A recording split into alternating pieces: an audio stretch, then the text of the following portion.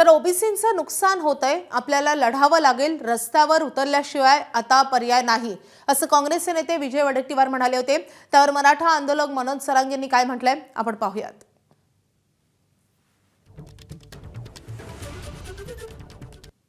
Open मध्ये कॅटेगरीच्या लोकांना स्थानच ठेवलं नाही, म्हणजे या राज्यातील 85% लोकांना 50% आरक्षण आणि 15% लोकांना 50% आरक्षण, ही भूमिका हे सरकार कुणाच्या बाजूचं आहे, कुणासाठी काम करते हे माझ्या ओबीसी बांधवांनी लक्षात घेतलं पाहिजे।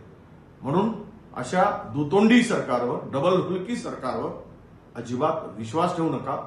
ओबीसीचं नुकसान होत असेल तर आता रस्त्यावर उतरल्याशिवाय पर्याय नाही आणि त्याची तयारी आपण करा। मी सोबत आहे आणि लवकरच याची घोषणा सुद्धा आम्ही करू। एकरी ढोलकी होय उगा काय तुमच्या सत्ता होते तेव्हा कुठे गेलता, तेव्हा लय ओबीसीचं कल्याण केलं होय। तो सरकार होतं तेव्हा काय तर पाळणा बांधून दिला तेव्हा झोका ओबीसीला, काही बोलायचं उगा आपलं। हे आलं की याच्यावर बोलायचं, हे बी धडाचे नाहीत। हे काय ओबीसीला यांनी काय पाळणा बांधला नाही, मराठ्याला बी काय झोका बांधून दिला नाही। आलेले बी आपल्या जनतेला कळा ना काही, ओबीसीला आणि मराठ्याला उगाच झुंजतो आपण दोघांनी मिळून, ओबीसी आणि मराठा यांनी सगळ्यांनी मिळून सरकार विरुद्ध झुंजलं पाहिजे। एबीपी माझा, उघडा डोळे बघा नीट।